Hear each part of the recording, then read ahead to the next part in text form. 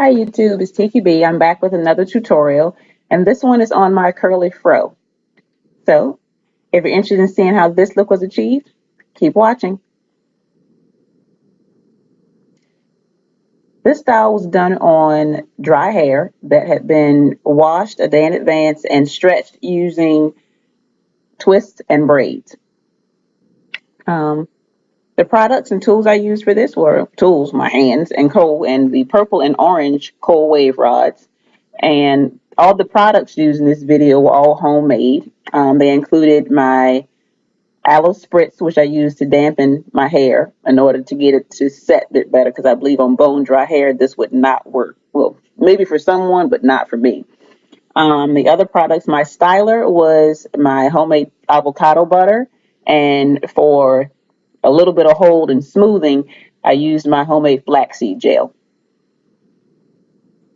As you can see, I'm not doing these in small sections.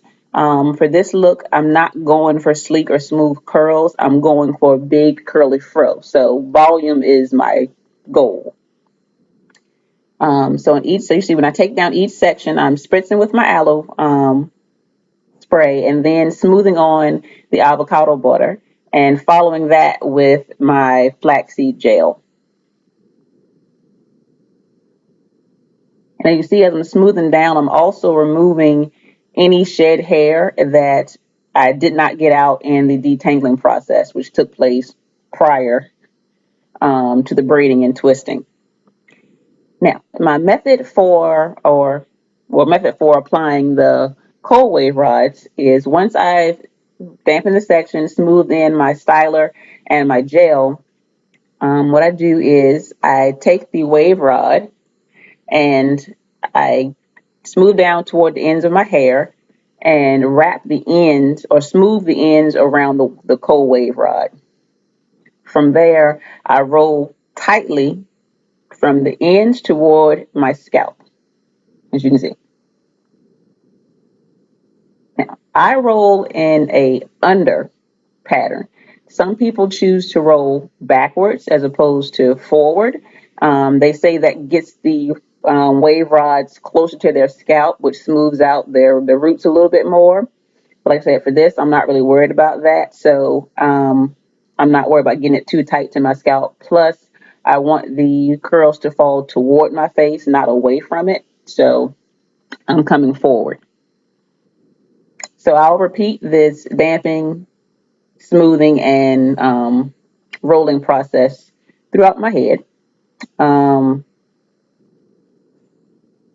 what I love about this style is that it's pretty versatile. It can be done on just about any length of hair because the cold wave rods come in so many different sizes, from tiny all the way up to jumbo.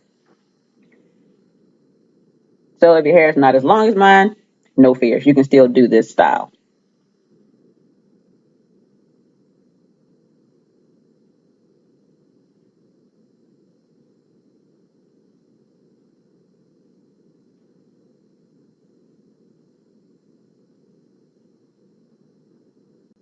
You see, I ran into a little bit of a tangle. So another benefit of the finger detangling is I was able to smooth that out without breaking any hair.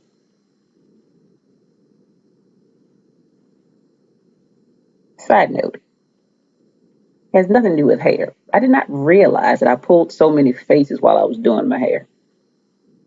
You learn something every day.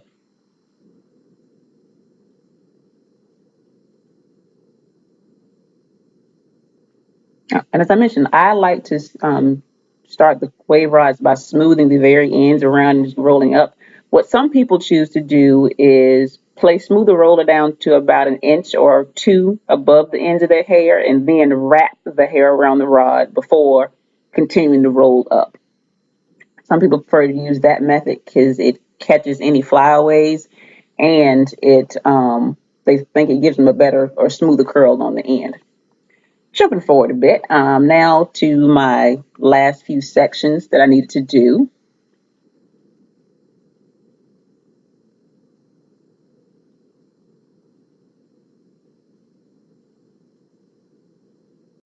As you saw there, I just used a wide tooth comb to smooth out that particular section at the end. because it wasn't really smoothing out the way I wanted to using fingers alone. You see the comb went white through, so I'm not quite sure why I wasn't cooperating with my fingers. As you see, this one was already done, but I'm taking it down. Like I said, there wasn't doing this to get smooth curls, so I wasn't doing them in small sections. But this particular section wasn't too thick for the roller, but it was a little too wide. And I didn't want to have any additional fuzz or frizz because of the hair sitting out from the side of the roller. So I just took that one back down and separated it out into two sections. And since it had been done pretty earlier, I just decided to smooth on a little additional flaxseed gel before rolling it back up.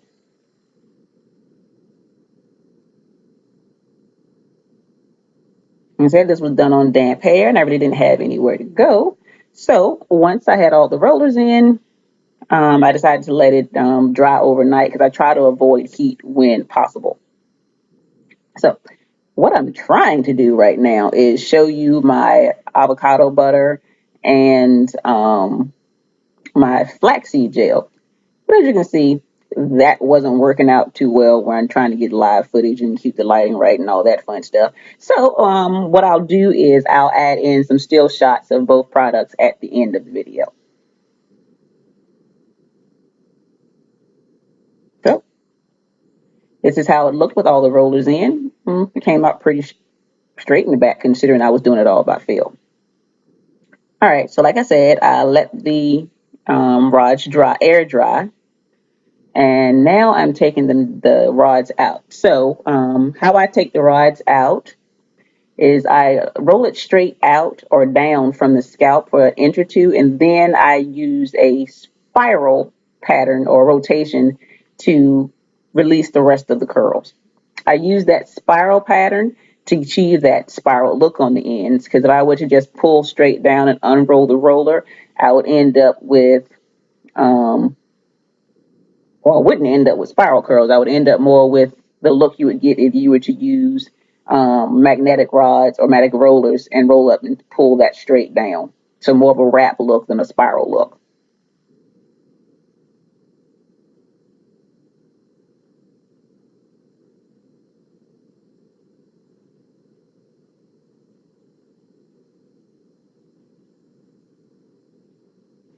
And if I'm being honest, just like I said, this was the first time I had tried the rod set on dry hair.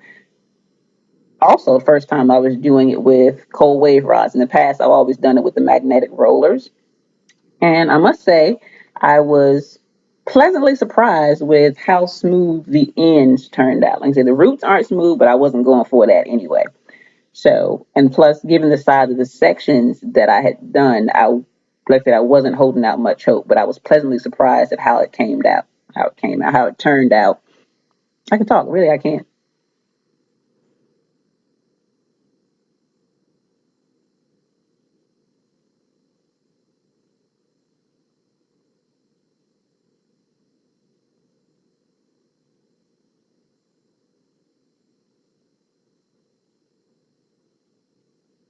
You want to be careful when you take out the wave rods. When you pull the end or the stopper, or whatever you want to call it, out to release the rod, make sure it doesn't snap back and snap between the hairs of the curls, because that can end up being a large tangle or a small tangle, or you may end up breaking strands trying to get it back out.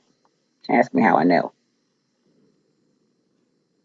Fortunately, I didn't get any broken strands when it happened. It was just a long process of getting it out, trying to do it really careful.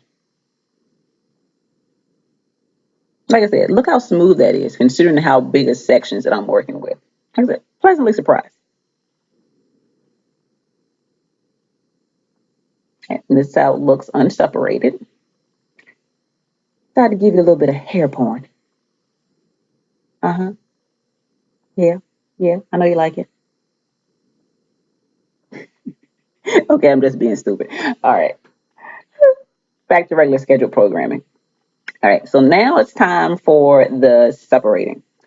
And like I said, I was doing this a little nervous about it because I haven't had much luck when it comes to separating out spiraled curls. Um, But this was going pretty good. And what I found out was I was kind of doing it wrong. Um, what I've learned in doing this is that when you stretch out the curls to separate it, there are some sections that naturally come apart and want to be separated. So those are the ones you should go with. Where you get the fuzz, which I typically got when trying to separate curls, is when you try to force a section out and you end up pulling too much and disrupting the pattern and creating fuzz. So I learned something new today. And of course, it's always trial and error. So I learned by fault because that's what I saw when I was doing this. There was one section that I smoothed out to separate, and there were no natural partitions in it. And I just tried to make them. And as a result, there's one section that's a little fuzzy.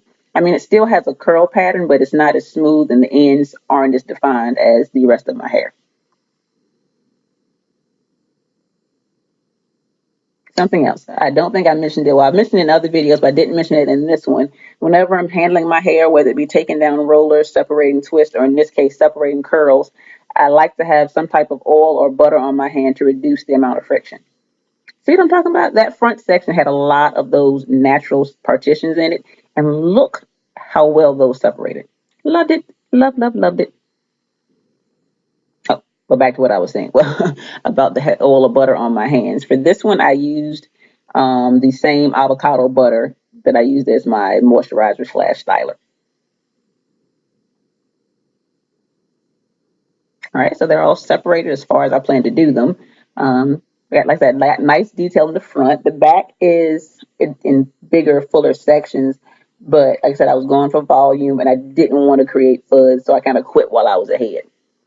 And what I'm using here is just my handy dandy Afro pick, which I haven't used literally in about 3 years. And I'm just doing this to fluff up the roots because I wanted to give a little bit more volume. And this was the final look. Here are those stills I promised. And thanks for watching. Please rate, comment, and subscribe.